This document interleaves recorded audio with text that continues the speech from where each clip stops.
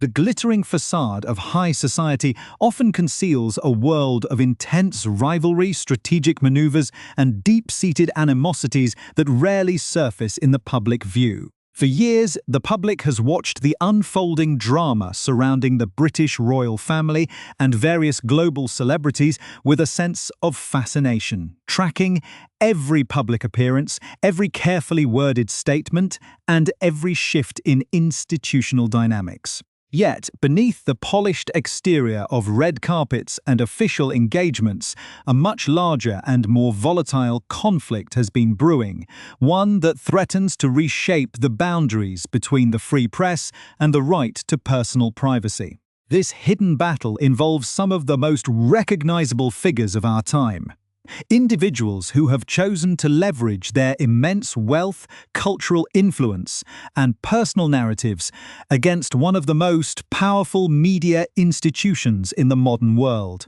The stakes in this confrontation could not be higher, involving tens of millions of pounds, the professional reputations of dozens of working journalists, and the very future of how investigative reporting is conducted.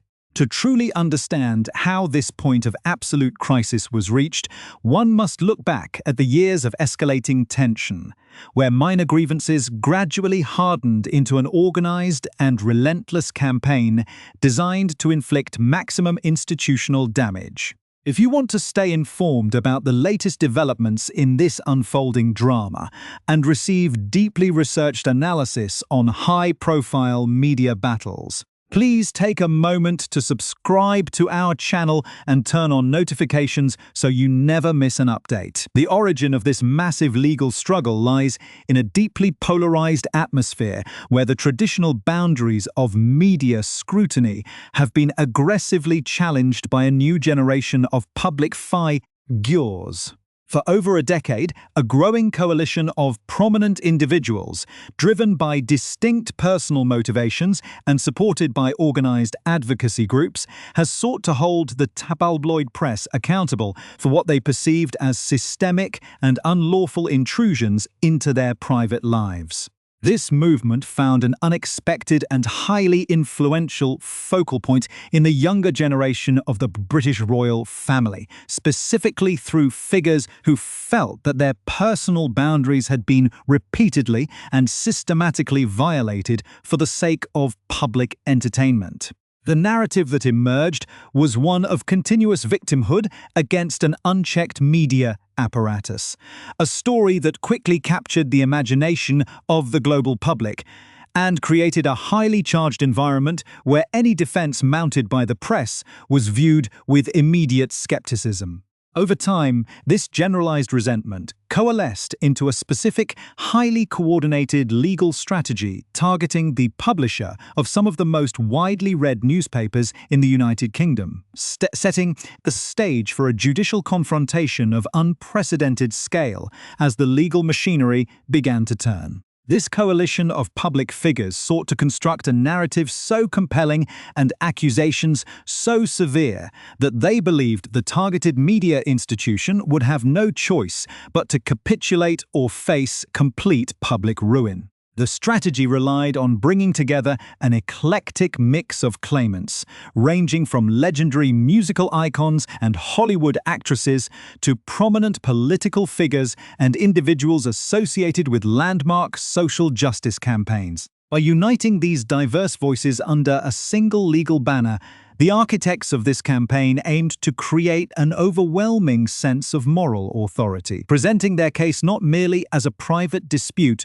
over media ethics, but as a historic crusade for human dignity and institutional reform. The public was led to believe that a definitive reckoning was finally at hand, one that would expose a vast, dark underbelly of systemic criminality within the traditional press, involving espionage, corruption, and the wholesale destruction of personal privacy for corporate profit.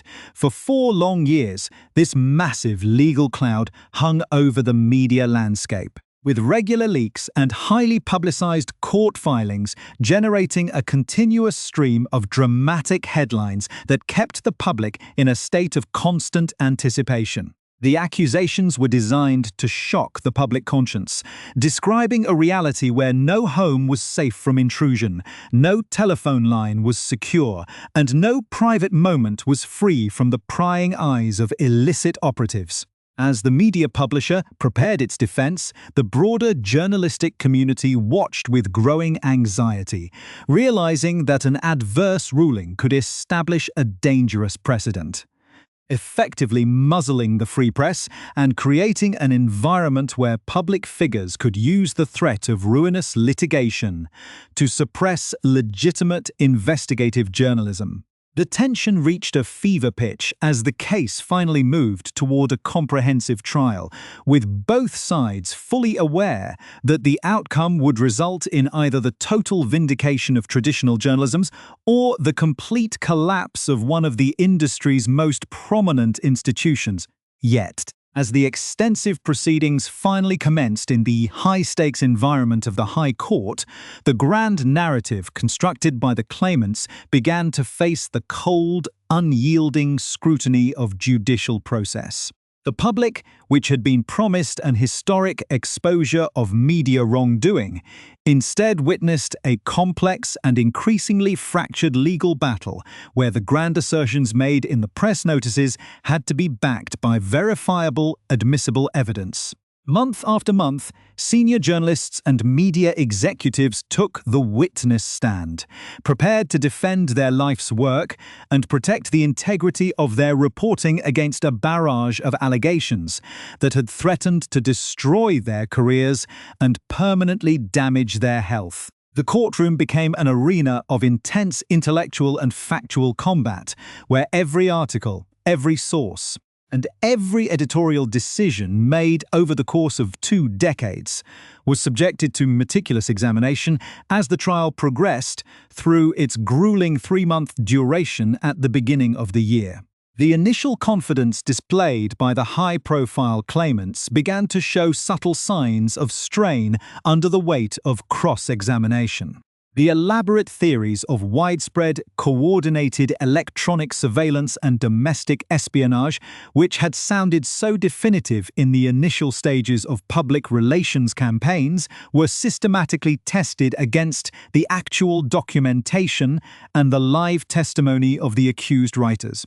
The judge, tasked with navigating through a mountain of conflicting assertions and thousands of pages of legal arguments, maintained a strict focus on the established standards of proof, ignoring the media circus outside the courtroom to concentrate solely on the veracity of the evidence presented. It was within this highly charged, intensely focused environment that the true architecture of the case began to reveal itself, setting the stage for a landmark judicial decision that would send shockwaves through the woods of royalty, entertainment, and international journalism, forever altering the landscape of media litigation. The long-awaited climax of this dramatic legal confrontation arrived with the issuance of a comprehensive 436-page ruling by Mr. Justice Nicklin, a document that completely dismantled the elaborate case brought against the publishers of the Daily Mail. In a decisive and total victory for Associated Newspapers, the High Court dismissed every single one of the 97 allegations of unlawful information gathering, bringing a sudden and dramatic end to a 4-year legal battle that had threatened to redefine the boundaries of British journalism. The publisher's editor-in-chief, Paul Dacre, hailed the verdict as an overwhelming vindication of the newspaper's journalism and a momentous victory for a free press generally, while revealing the terrible toll the long-running litigation had imposed on the health and lives of several magnificent journalists. The ruling was so absolute that it left the 7 high-profile claimants, including Prince Harry, Baroness Doreen Lawrence, and Sir Elton John, facing a staggering financial catastrophe, with the scheduled costs hearing potentially leaving them on the hook for an estimated £50 million in legal expenses. The core of the judgment rested on a total failure of evidence. as the High Court judge thoroughly demolished the spectacular claims that had been launched in a blaze of publicity. The claimants had falsely accused dozens of professional reporters and writers of commissioning a vast array of serious crimes, including phone hacking, residential burglaries, car bugging, landline tapping, and even placing specialized sticky window microphones on the homes of celebrities to record private conversations. However, as the detailed judicial process unfolded, it became entirely clear that none of these lurid and preposterous claims were true, with the extraordinary allegations of home burglary being struck out by the court before the trial had even properly begun. Throughout the extensive 3-month trial, a parade of dedicated journalists came to the High Court to explain the entirely legitimate, lawful sourcing of all 57 disputed articles and specific incidents, providing the court with coherent and plausible explanations that the judge fully accepted. Among the most significant individual exonerations was that of the newspaper's award-winning crime reporter, Stephen Wright, who had spent 4 years with baseless claims of criminal conduct hanging over his professional reputation. Egged on by Prince Harry and aggressive anti-press campaigners, Baroness Lawrence had turned on the very reporter and newspaper that had tirelessly championed her cause for over 2 decades, accusing Mr. Wright of landline tapping, blagging, hacking into voicemails, and making corrupt payments to serving police officers. Mr. Justice Nicklin roundly dismissed these allegations, declaring Mr. Wright to be a completely truthful witness whose explanations were entirely coherent and comprehensively clearing him of any wrongdoing. This specific aspect of the case caused immense professional and personal pain to Paul Dacre, who, as editor of the Mail, had famously risked imprisonment for contempt of court by publishing the iconic front-page headline naming her son's killers. A fearless piece of journalism that eventually led to the jailing of 2 of the murderers. Mr. Dacre expressed profound bewilderment at why Baroness Lawrence chose to turn on the paper, while describing Prince Harry as a confused and angry young man whose complaints about privacy invasion were deeply ironic given the massive amount of personal family details he had willingly aired in his public memoir. The judicial vindication extended across the newspaper's editorial staff, with the royal editor Rebecca English being hailed by the judge as an exceptionally impressive and honest witness whose explanations for her story sources were entirely plausible.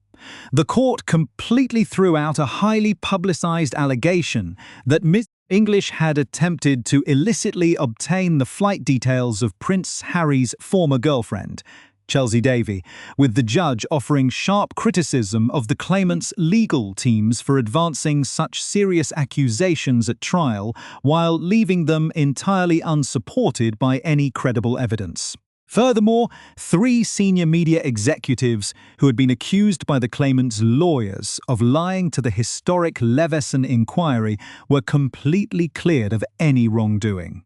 Paul Dacre, Group Editorial Legal Director Elizabeth Hartley, and Editor Emeritus Peter Wright had been accused of knowingly giving false evidence under oath in 2011 regarding press ethics and phone hacking, an accusation known during the trial as the Leveson lies. Mr. Justice Nicklin rejected these accusations in their entirety within his executive summary, stating clearly that the claimants had failed to prove those allegations and criticizing the legal teams for the improper way such extremely serious claims were pursued as the full scope of the judicial defeat became clear. Associated newspapers issued a powerful statement confirming their intention to aggressively pursue the recovery of the massive costs they incurred while defending themselves against what they described as egregious litigation. The company emphasized that the judgment represented a magnificent vindication of the Daily Mail's journalism, proving that every single challenged article was the result of legitimate, ethical reporting rather than the dark arts of electronic espionage. The publisher noted that for the most outrageous allegations made at the launch of the case, no credible evidence was ever presented in a court of law, confirming their original stance that the lawsuit was nothing more than a politically motivated fishing expedition designed by anti-press groups to muzzle a free and independent media. The decision has sent shockwaves through the legal and media industries, with veteran media lawyers labeling the outcome an absolute calamity for all 7 claimants that likely signals the permanent end of this specific wave of high-stakes privacy litigation against major newspaper publishers in the immediate aftermath of the devastating ruling. The atmosphere among the defeated claimants was one of stunned silence, followed by a bitter and highly controversial public reaction from the Duke of Sussex. Breaking the silence later in the evening, Prince Harry and Baroness Lawrence issued a combative joint statement in which they branded the High Court judgment an obvious and complete whitewash, asserting that the result was sadly not altogether unexpected. The Duke expressed deep shock at the lengths to which the court had gone to exonerate the newspaper, calling the judicial reasoning totally unwarranted, and claiming that the legal system operated under one rule for major newspapers and another for individual claimants. This aggressive rhetorical attack on the integrity of the judiciary stood in stark contrast to the absolute clarity of the 436-page ruling, reflecting the deep emotional investment and the total collapse of a legal strategy that had been designed to bring about the complete humiliation of one of Britain's most powerful media institutions. The total collapse of the high-profile lawsuit revealed a complex, decade-long network of behind-the-scenes coordination, political maneuvering, and highly questionable methods that the High Court judge ultimately exposed to public view. This vast anti-press campaign, operating under the secretive codename Operation Bluebird, was far more than a simple dispute over personal privacy boundaries. It was a highly organized, long-term political strategy designed to systematically weaken the traditional press and force the British government into launching a second Leveson public inquiry on media reform. Behind the scenes, the puppet masters pulling the strings were identified as serial conman and convicted phone hacker Graham Johnson, alongside Dr. Evan Harris, a 60-year-old former Liberal Democrat Member of Parliament who went on to run the aggressive press pressure group known as Hacked Off. Together with a highly specialized group of plaintiff lawyers who had grown immensely wealthy over the years by launching continuous lawsuits against major newspaper publishers, these campaigners embarked on a calculated scheme to completely destroy the Daily Mail. Believing the paper possessed the deepest pockets and would ultimately choose to pay out massive financial settlements rather than engage in a prolonged public courtroom battle to construct this doomed case. The organizers of Operation Bluebird targeted high-profile celebrities and prominent figures, utilizing immense financial resources provided by controversial wealthy benefactors to actively bankroll their operations. The entire enterprise was initially bankrolled by the late press campaigner and white supremacist millionaire Max Mosley, whose massive cash donations were subsequently used to fund a system that essentially paid for testimony from potential witnesses, providing regular financial inducements to convince individuals to cooperate with the legal teams. Additional financial backing for this elaborate scheme came from Jeff Stunt, the father of controversial playboy James Stunt, whose godfather happens to be the notorious Addams family organized crime boss Terry Adams. Armed with this substantial financial war chest, the anti-press campaigners approached various private investigators, offering them lucrative cash sums to provide specific evidence against the newspaper publisher. Regardless of whether that evidence was factually accurate or entirely fabricated, the spectacular unraveling of this strategy became completely unavoidable when the claimant's supposed star witness, a private investigator named Gavin Burrows, took the witness stand under oath and utterly demolished the foundation of the entire lawsuit.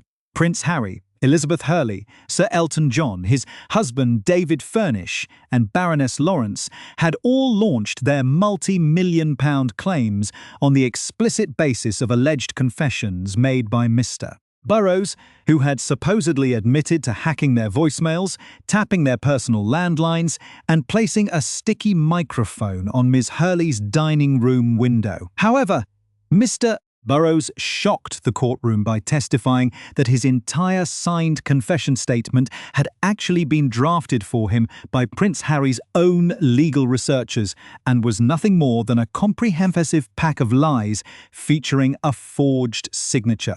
This highly compromised statement had been officially authenticated with a formal certificate of compliance by Baroness Lawrence's own solicitor, Anjali Sangani, who abruptly resigned from the case just before the trial officially commenced, when forced to give live testimony.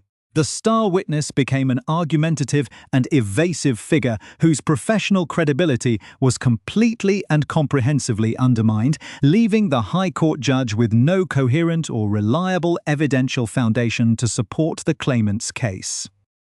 Mr. Burrows openly stated that Baroness Lawrence had been completely duped into joining the litigation by anti-press organisers who boasted that suing national newspapers was a highly lucrative gravy train and the perfect legal scam. In a farcical turn of events, the claimant's legal teams found themselves tied in knots, reduced to aggressively calling their own primary witness a liar and an unreliable drunk in a desperate attempt to salvage their collapsing arguments. The judge noted that while individual celebrities like Elizabeth Hurley were genuinely shocked and distressed by the lurid allegations of domestic espionage presented to them by the researchers, they ultimately possessed absolutely no personal, first-hand evidence to give on the highly contentious matters in dispute. The judicial ruling also exposed severe ethical failures and outright dishonesty among the key architects of the litigation, with Dr. Evan Harris facing intense criticism from the High Court bench. The judge ruled that the former Liberal Democrat politician had acted in an entirely improper and dishonest manner while preparing the legal claim for another participant, Sir Simon Hughes, a former Justice Minister. Dr. Harris had devised a deceptive scheme to deliberately bypass the strict 6-year statute of limitations for bringing a privacy claim against a media publisher, suggesting that articles published on an independent website could be used as a false timeline to pretend the claimants had only recently discovered the alleged intrusion. Mr. Justice Nicklin stated in no uncertain terms that Dr. Harris's actions were not merely clumsy, uncoordinated, or misguided, but represented a calculated, dishonest, and deceptive attempt to blunt a valid legal limitation argument. The severe ramifications of this absolute judicial defeat extend far beyond the immediate vindication of the Daily Mail and its hard-working journalists. It establishes a powerful legal precedent that effectively marks the end of ideological, politically motivated litigation against the free press. The 7 claimants, a diverse group consisting of the 41-year-old Duke of Sussex, 73-year-old Baroness Lawrence, 79-year-old Sir Elton John, his husband David Furnish, 61-year-old Elizabeth Hurley, 61-year-old Sadie Frost, and 75-year-old Sir Simon Hughes now face the grim reality of being held jointly and severally liable for the astronomical legal expenses of both sides. With the high-stakes costs hearing formally scheduled for July 29th, the judiciary will determine the exact mechanism for recovering the estimated £50 million in costs. A financial burden that threatens to inflict severe financial damage on the individuals who allowed themselves to be guided by anti-press campaigners. Ultimately, the comprehensive 436-page